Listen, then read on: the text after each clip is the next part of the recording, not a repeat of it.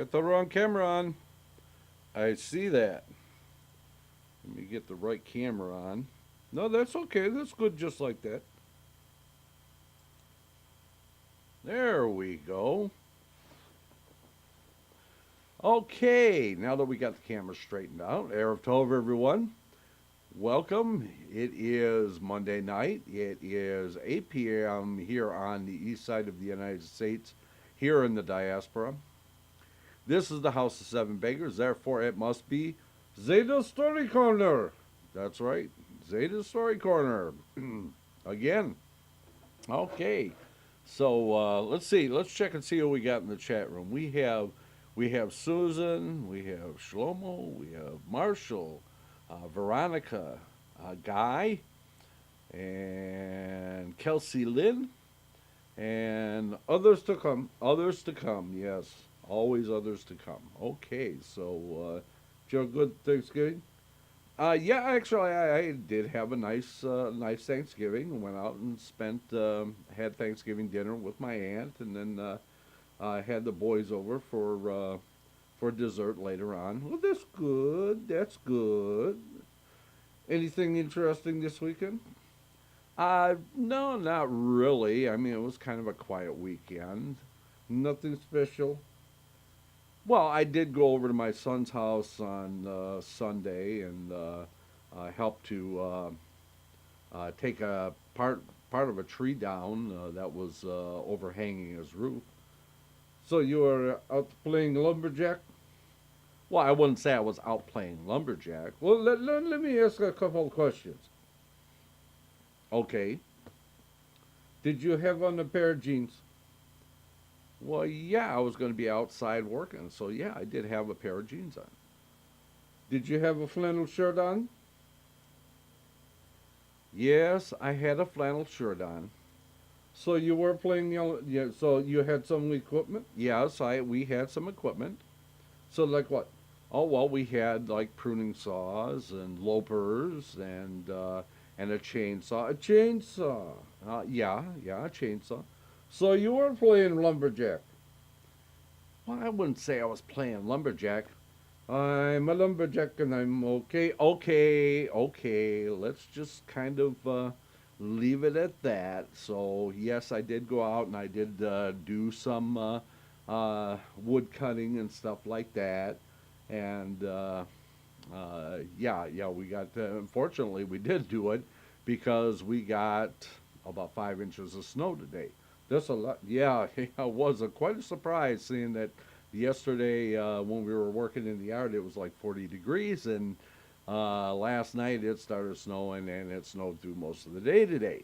So we are going to continue with our books right to the last. Yeah, we're getting right down there to the last. Um, Classic Hasidic tales. You forgot? No, yeah. I did forget. Classic Hasidic Tales by Mayor Levine, and we are getting very close to the end. So we're going to continue on. We have to finish this story, and one more story after that. Yes, one more story. A very good story. Yes, actually, a very good story, and very appropriate for us. So let me, if you don't mind, let me go ahead and get you on your camera. Would you? Okay, you can stop with the lumberjack jokes. Okay, let's just go on. Okay, let me put you on your camera.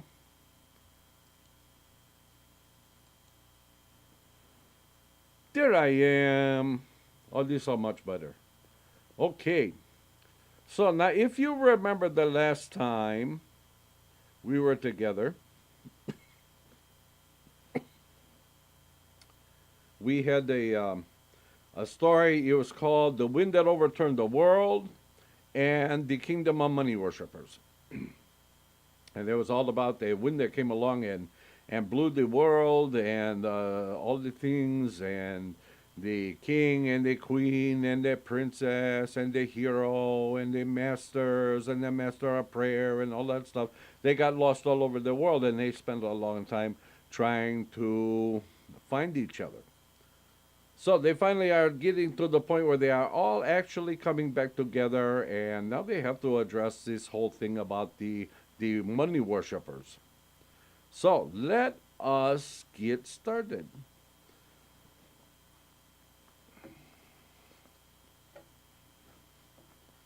So let me open the book here,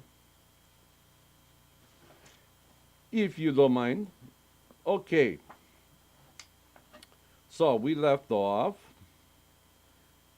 This is true, said the king. You must go the way of the sword. Remember, he said that the only way to break these people of this, the gold worship, was by the way of the sword. Okay, so, and there you will find a path that leads, that turns and leads to a flaming mountain. But the flaming mountain is invisible. So how do they know it's in flames? I don't know. We'll have to read and find out. Yes, let's go on. The mountain is invisible, and on its top there lives a lion. Oh, I kind of like this one. A lion who comes down and falls upon the flocks and eats and kills and eats the sheep and the goats. Well, everybody's got to eat, right? From there, you must go onward on another path, and you will come to a place where the daintiest of foods are prepared. It is far from the mountain, and yet it is fed by the fire of the mountain. For there is no fire in the hearth, and the hearth too is invisible. So how you cook on something like that? But you will know it by the two great birds that stand and fan the fire with their beating wings, making it rise or shrink according to the need. There the daintiest of foods are prepared, and only those foods in the power of to make men forget the folly of gold.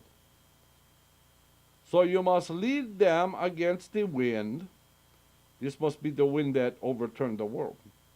Against the wind, that they may scent the wondrous odor of these foods, and when they taste the food, they will forget riches.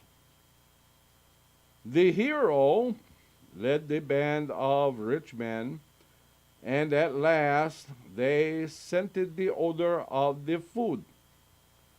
Let us eat some of this food, they cried. Then they turned them and led them with the wind, and they began to smell a terrible odor. Instead, they asked, "What is that horrible stench?" He turned them again and led them against the wind, so they caught the beautiful, delicate odor of the foods. And they cried, "Let us only taste that delicious food." But he turned them once more, and the putrid stench came to their nostrils, and they ran. But the stench grew.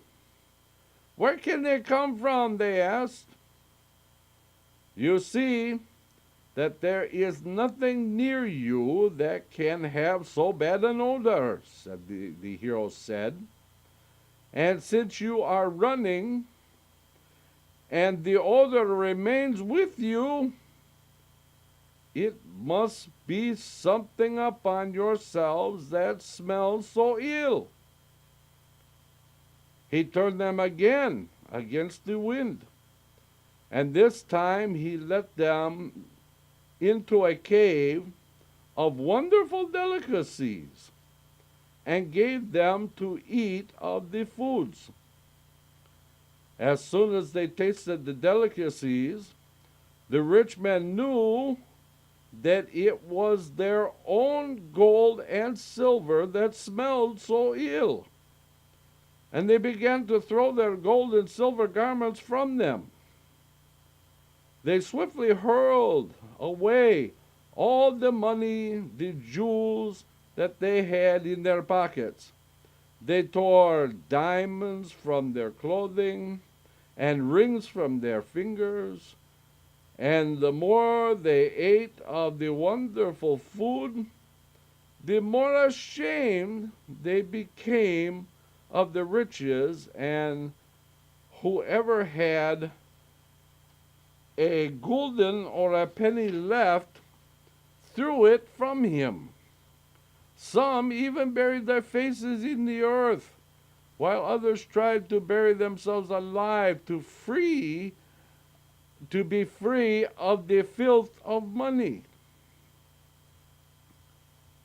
And the few tore their own skins to remove the odor of gold from themselves. For the food that they ate possessed so great a power that the more money a man had, the greater was his shame. The hero saw and prevented them from tearing themselves to pieces and from burying themselves alive. And when they had thoroughly cleaned themselves of their riches, he said to them, "Come, let us go home. Now you have no more need to fear the conqueror," which was him. "So know that I myself am the dreaded warrior." Then they took with them enough of the wonderful delicacies for all their people, and they returned home to their kingdom, and gave morsels of the food to all the people to eat. At once the rich men who were called gods and kings and princes threw their gold from them and buried their heads in the ground in shame. And the little men who were called beasts and birds were so ashamed they threw away their pennies. When they had all been cleansed of their error, the master, this is a master of prayer now, the master came and brought them forgiveness. Then the king and his court were assembled once more, and the king ruled over the earth, and the secret ways were open again, and each of the ministers returned to his place to renew his strength as its source. And all the people of the earth gave over their foolishness and lived in righteousness and peace, singing to heaven. What a great story, huh? Okay. This is the final story of the book. And I think it's a great story to end this book with. This story is called The 7 Beggars who brought gifts to the beggar bride and groom. So, we begin. There was once a king who had an only son. And while he lived, the king decided to give his crown to the prince. He made a great festival to which all the noblemen of the kingdom came. And in the midst of pomp and ceremony, the king placed the crown upon the head of his young son, saying, I am one who can read the future in the stars, and I see that there will come a time when you will lose your kingdom. But when the time comes, you must not be sorrowful. If you can be joyous, even when your kingdom is lost, I too will be filled with joy. For you cannot be a true king unless you are a happy man. The son became king. He appointed governors and ruled. He was a lover of learning, and in order to fill his court with wise men, he let it be known that he would give every man whatever he desired, either gold or glory, in return for his wisdom, that all the people in the kingdom began to seek for knowledge, in order to get gold or glory from the king. And thus it was that the simplest fool in the land was wiser than the greatest sage in any other country. And in their search for learning, the people forgot the study of war, so that the country was left open to the enemy. Among the philosophers in the young king's court there were clever men and infidels who soon filled his mind with doubt. He would ask himself, who am I? Why am I in the world? Then he would heave a deep sigh, kind of like that, and fall into melancholy. Only when he would forget this doubt would he again become a happy king. But more often, every day he thought, why am I in this world? And sighed. Just like that. One day, the invader came and attacked the unprotected kingdom, and all the people fled. Men and women left their fields and their homes, and the highways were filled with carts and wagons, with people on foot carrying infants in their arms. The fleeing people went through a forest, and there it befell that 2 5-year-old children were lost, a boy and a girl. Oh, such a shame, huh? After all the people had passed, the children heard each other crying. Then they went up to each other and joined hands and wandered to the forest. Soon they were hungry, as children will get that way, you know. But they did not know where they could get food. Just then, they saw a beggar going through the woods, carrying a beggar's sack. They ran to him and clung to him. "Where do you come from?" he asked. We do not know, the children answered.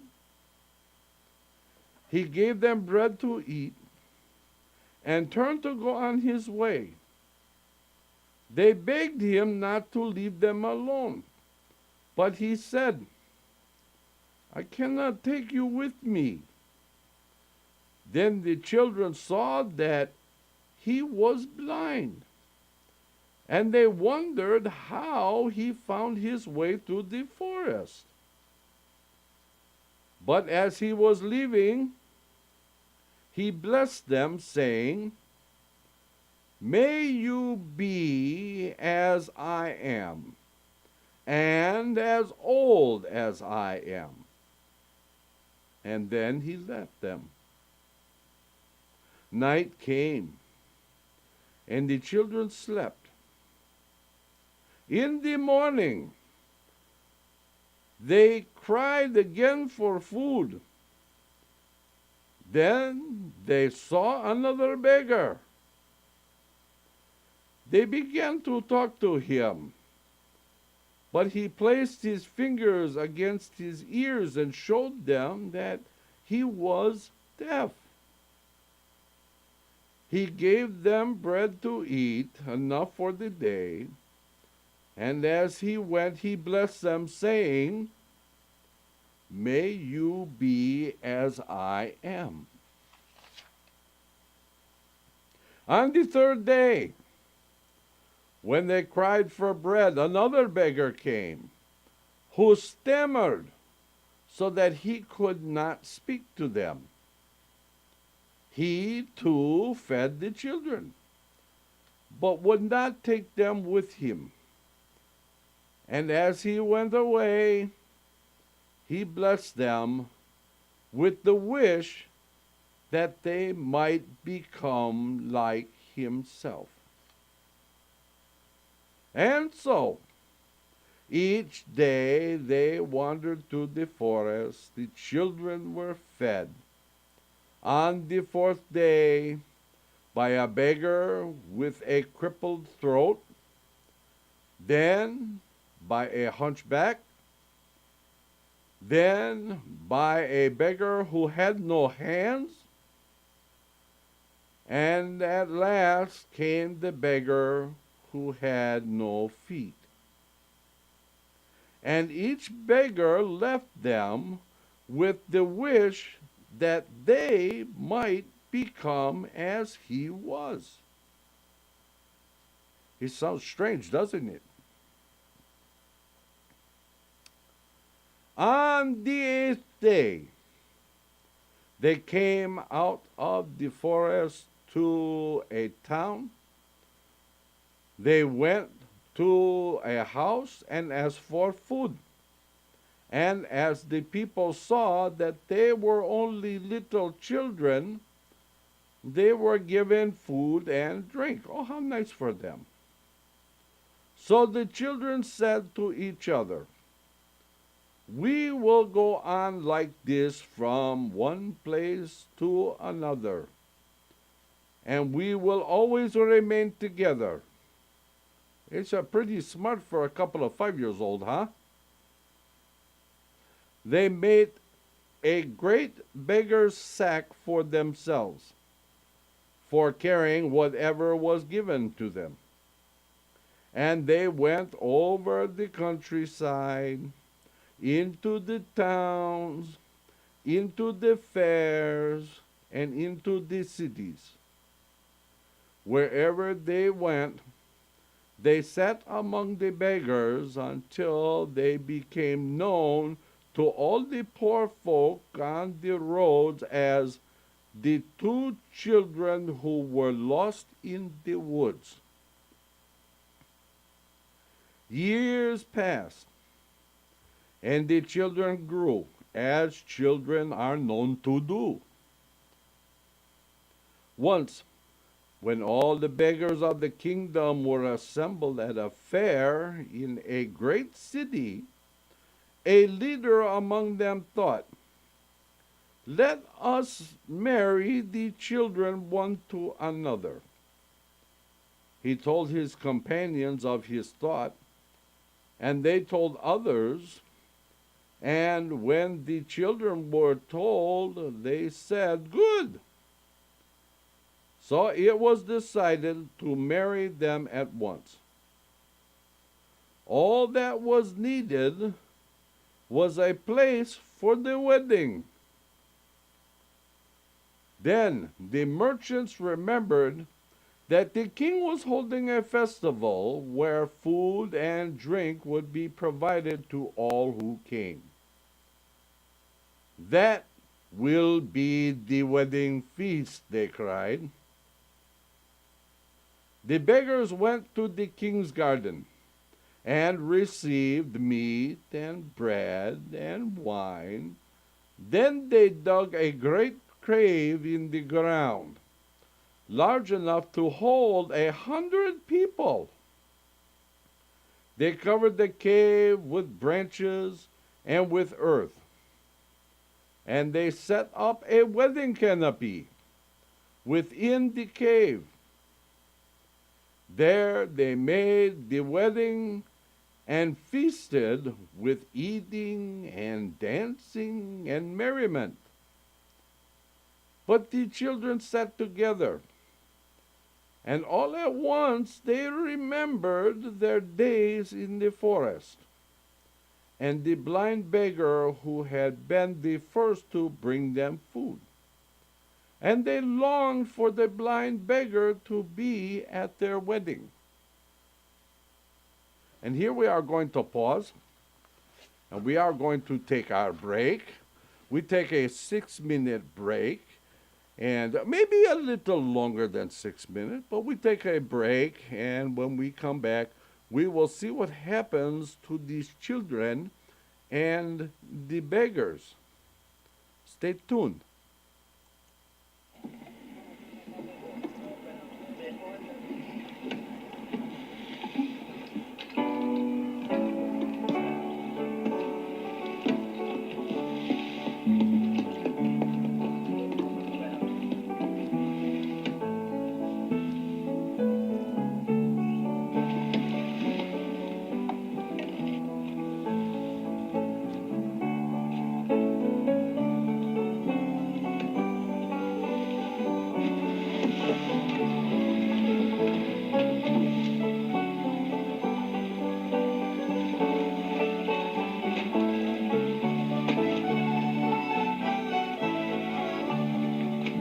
If you ask any girl from the parish around what pleases her most from her head to her toes, she'll say, "I'm not sure that it's business of yours, but I do like to waltz with a log driver, for he goes burning down and down like water. That's where the log driver learns to step lightly. It's burning down and down like water. A log driver's waltz pleases girls completely." When the drive's nearly over, I like to go down and watch all the lads as they work on the river. I know that come evening they'll be in the town, and we all like to waltz with the log driver, for he goes burning down and down like water. That's where the log driver learns to step lightly. It's burning down and down like water. A log driver's waltz pleases girls completely.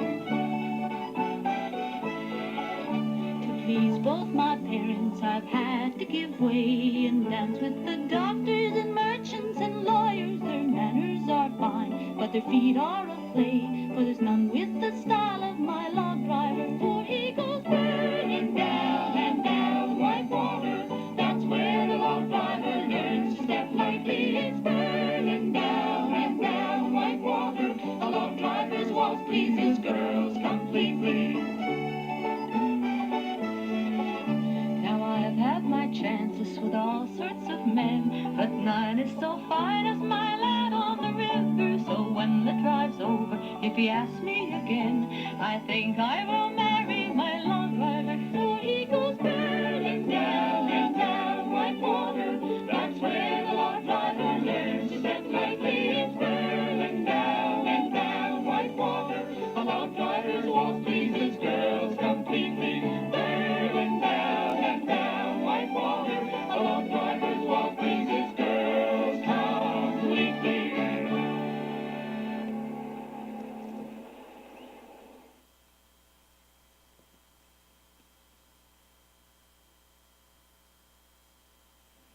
Let's all go to the lobby. Let's all go to the lobby. Let's all go to the lobby to get ourselves a treat. Delicious things to eat. The popcorn can't be beat. The sparkling drinks are just dandy. The chocolate bars and the candy. So let's all go to the lobby to get ourselves a treat. Let's all go to the lobby to get ourselves a treat. It's intermission time, folks, so hurry, hurry, hurry. Step right over to our refreshment center for the most extravagant array of refreshment goodies ever assembled under one roof. Enjoy breathtaking, mouth-watering goodies, everything from a snack to a delicious full meal. At our refreshment center, you'll find a large variety of goodies to satisfy your hunger, your thirst, or your sweet tooth.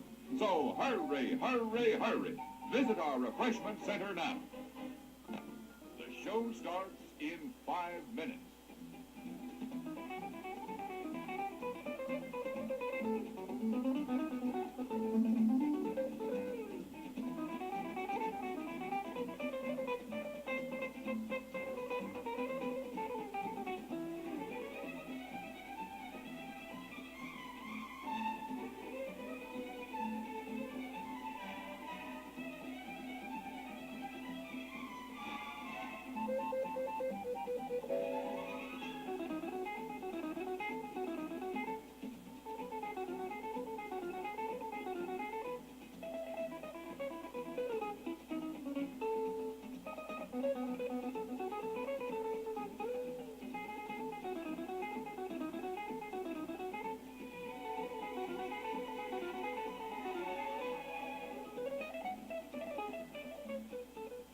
The show starts in 4 minutes.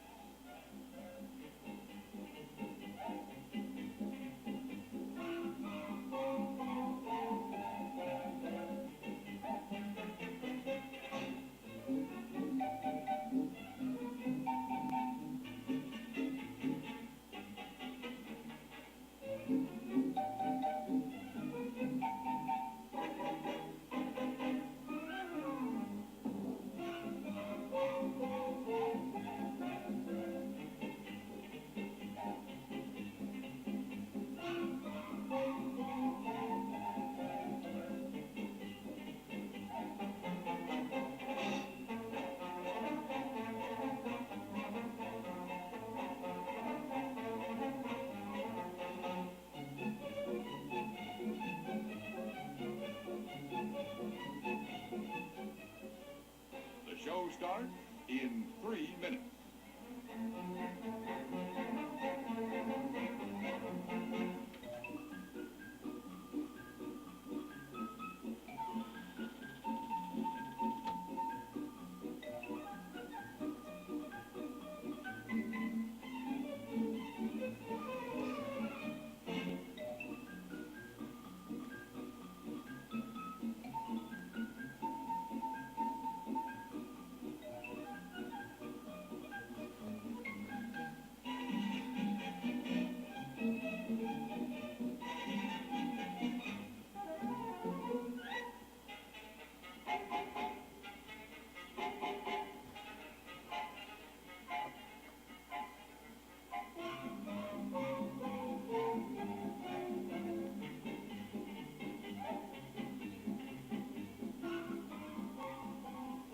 The show starts in 2 minutes.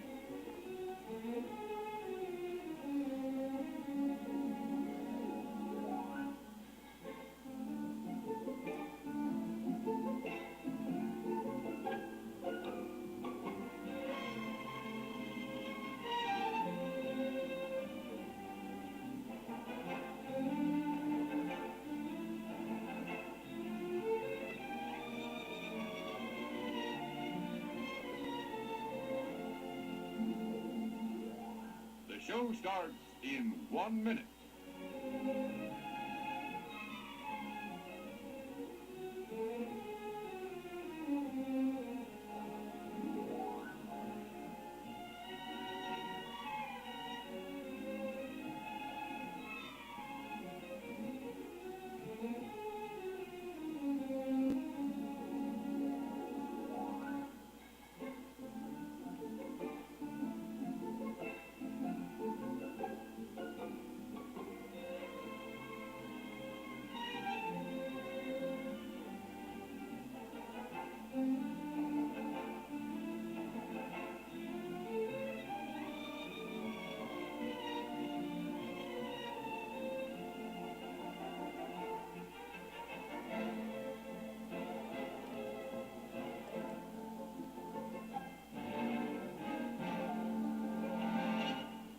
And now, on with the show.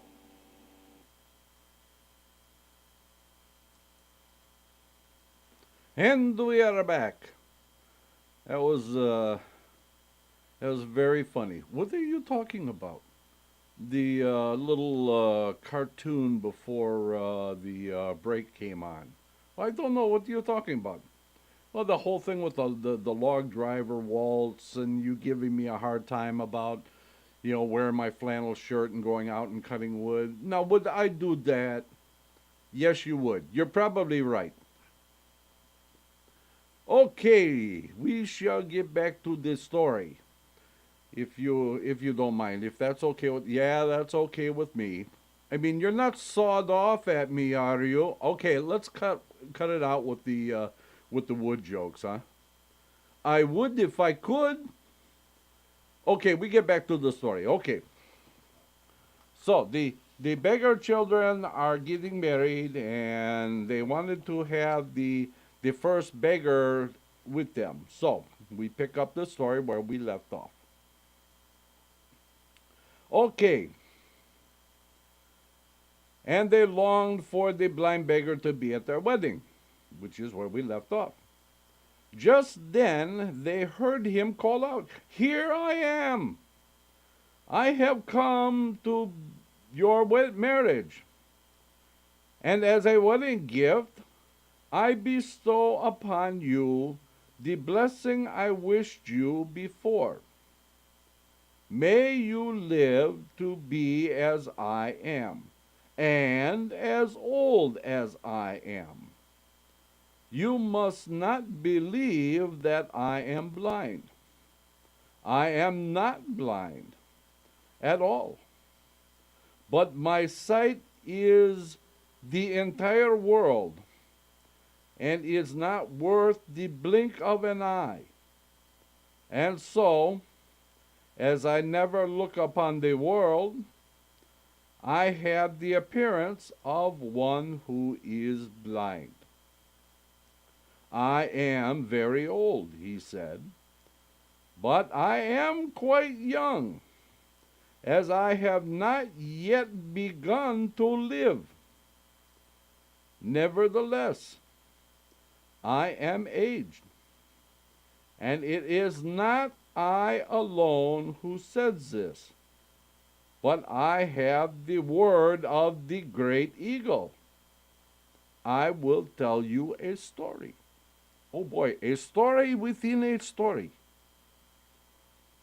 Once there was a ship sailing on the sea. A great storm came, and the ship was broken. But the people were saved. They climbed to a high tower, and in the tower they found clothing and food and wine and everything that was good. In order to pass the time pleasantly, they said, "Let each of us tell the story of his oldest memory, and we shall see whose memory is oldest." Aged and young were there, and the first that spoke was the eldest of them all, and he was white with years. "What shall I tell you?" he said. "I even remember when the apple was cut from the bough. Though many sages were among them, none understood the meaning of his tale.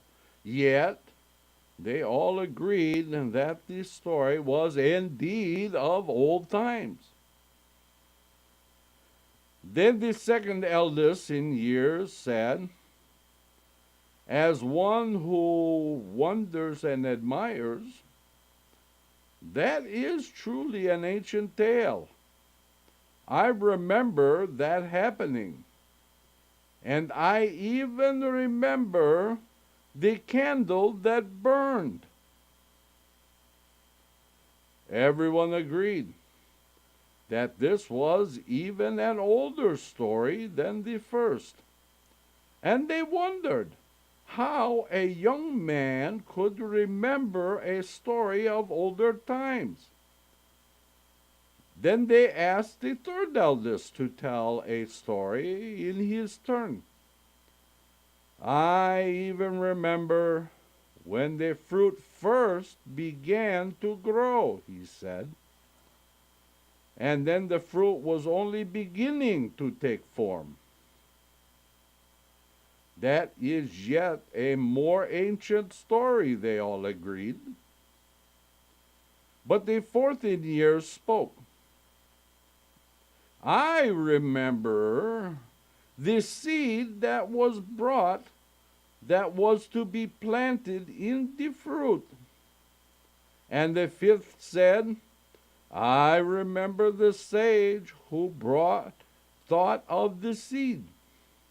Then the sixth, who was younger still, declared, "I remember the taste of the fruit before the taste went into the fruit."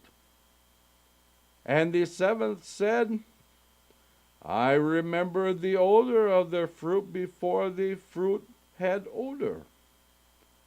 But the eighth said, "I remember the appearance of the fruit before the fruit could be seen, but I was but a child."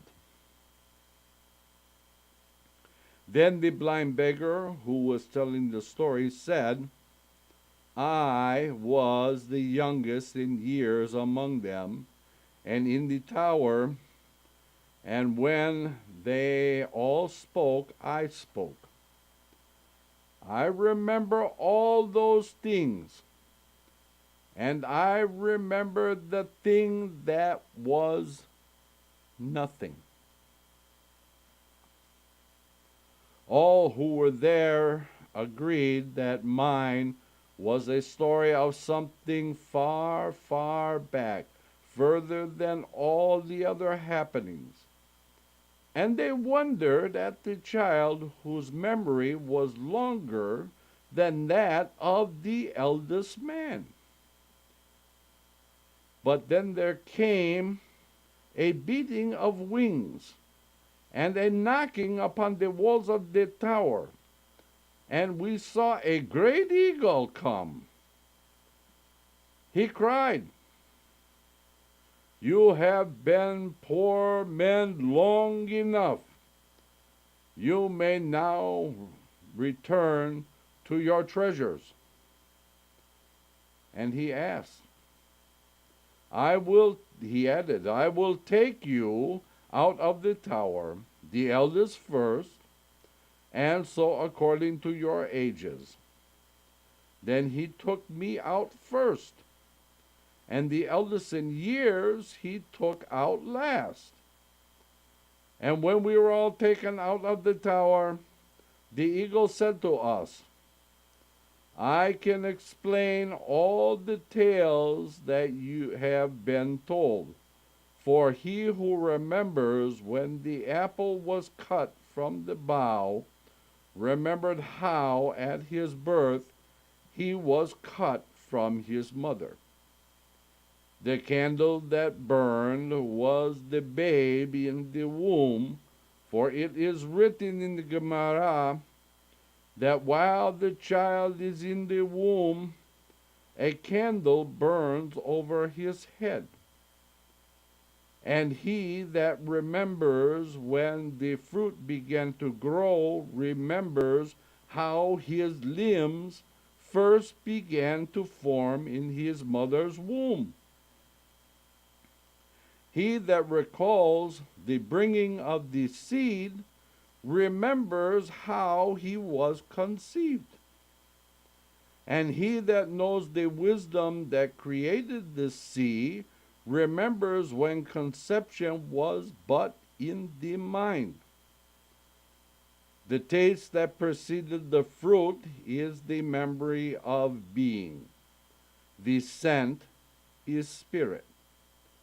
The vision is the soul. But the child that remembers nothing is greater than them all, for he remembers that which existed being before being, spirit or soul. He remembers the life that hovered upon the threshold of eternity. Then the eagle said, "Return to your vessels, for they are your bodies that were broken, and they are built again." He blessed them all, but he said to me, "You must come with me, for you are as I am. You are very old, but still young, and you have not yet begun to live." And so you see that it was from the great eagle himself that I learned the secret of my age and of my youth. And today I give you this as my gift, that you may be as I am, and as old as I am. When the blind beggar had spoken, there was great joy and merriment among the wedding guests. The bride and the groom were happy. On the second day of the 7 days of celebration, the bride and groom remembered the second beggar, who had fed them in the forest, and they were lonely for the deaf one. But as they thought of him, he called, "Here I am."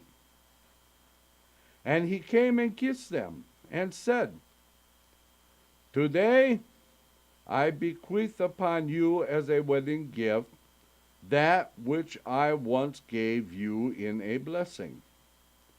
Be as I am, and live a life as good as mine. Surely you believe I am deaf. I am not deaf at all.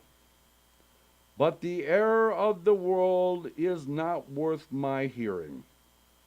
For the world is all error, and the cries of its people are but folly. And even their joy is filled with error. What need have I to hear evil when I lead a life so good and flawless? For see, I have made even the people of the land of luxury understand that there is nothing in the world so good to eat as bread, and no drink better than water." Once all the people of the land of luxury came together and vied with each other in telling of the ease in which they lived. One man spoke of the hummingbird's wings upon which he feasted, and another told of the rare wine he drank, and each boasted of luxury greater than his neighbor's. until I said, I live a life of rarer ease and luxury than yours. They all looked at my beggar's mantle and laughed. But I said to them, I know a land where a garden grows that is filled with trees overladen with marvelous fruit. Once the fruits had every tempting odor and flavor and beauty in the world, and every good thing that grows was in that garden. A gardener watched over the trees and pruned them. Just tell the story. And cared for their growth. But the gardener had disappeared and cannot be found. There is no one to take care of the trees. And the people live only from the wild growth and the dropping seed. Even of this they might have lived well. But the tyrant king invaded their land. He did not harm the people, and he did not himself spoil the garden, but he left behind him 3 companies of soldiers. One company made the taste of the garden into bitterness, and the other made the odor into stench, and the third made its beauty into clouded darkness. Then he said to the people of the land of luxury, help the people of this other kingdom, for the taste, the beauty, and the odor is gone from their fruit. And if you do not help them, the same evil may reach your land. So they set out for the spoiled kingdom, but lived in luxury on their journey until they came close to the garden, and then the beauty and the taste and the delectable odor began to go from their own food, and they did not know what to do. So I gave them some of my bread to eat, my water to drink. And they tasted all the riches of their fine foods, and they breathed all the delectable odors, and they saw all the beauty of the fruit in the bread and water that I gave them. Meanwhile, the people of the spoiled kingdom remembered that their gardener was of one root with the people of the land of luxury. So they decided to send envoys to the kingdom of plenty. The envoys met on the road with the people from the land of luxury, and they took counsel together and sent me first into the spoiled land. And that, my friends, is where we are going to stop for this evening. I'm so glad that you are all here with me tonight to hear this story. I hope you will be with us tomorrow or on Wednesday for the Torah study with Rabbi A and Rabbi Reuben, and on Friday night for Kabbalat and Ma'ariv Shabbat service, and on Shabbat morning at 10 a.m. for Shacharit and Musaf.